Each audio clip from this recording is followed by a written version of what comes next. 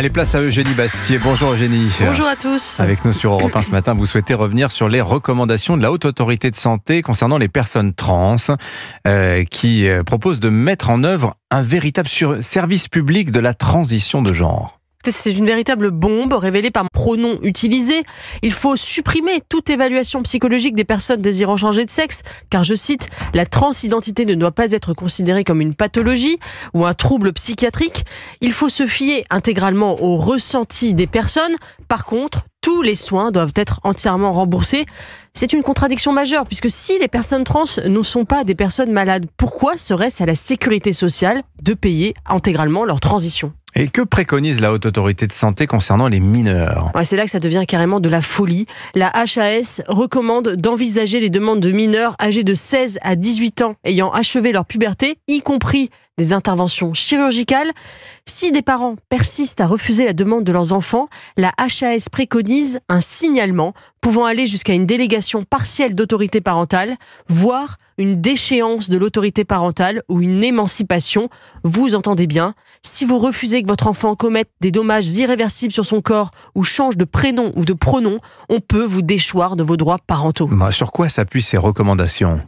L'ensemble du rapport adhère à toutes les revendications des associations transactivistes les plus militantes. Mais le plus grave, c'est qu'il maquille ce militantisme sous des atours scientifiques. Le rapport admet lui-même ne pas s'appuyer sur des preuves probantes, mais sur un accord d'experts du groupe de travail. Or, comme l'a révélé Paul Sugy, ce groupe de travail est composé de presque exclusivement de militants d'associations transactivistes, de professionnels de santé qui ont soutenu publiquement les revendications de ces associations, voire de personnes elles-mêmes trans. La HAS, je rappelle que c'est 73 millions d'euros de budget. C'est l'un des organismes qui a géré la crise du Covid en France. Quand on voit ce manque de rigueur, on est effaré. Comment redonner aux citoyens confiance en leur État, en la science, en la médecine, quand on voit que les plus hautes autorités scientifiques sont infiltrées par le militantisme ? Et que font les autres pays en cette matière ? Écoutez, ces recommandations de la HAS vont à l'inverse de celles qu'ont prises d'autres pays. La Suède, par exemple, a fait machine arrière, interdisant la transition de genre aux mineurs.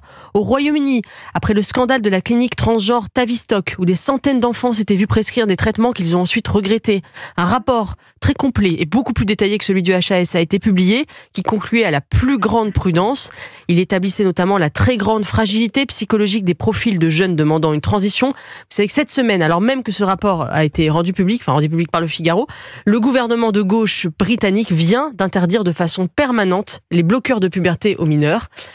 C'est simple, en France, on dirait qu'on a un train de retard, alors que le monde anglo-saxon est en train de se débarrasser du wokisme. Il arrive chez nous, soyons vigilants. Oui, rendez-vous dans 5 ans, on a toujours 5 ans de retard. Merci beaucoup Eugénie Bastier, Signature Europe 1.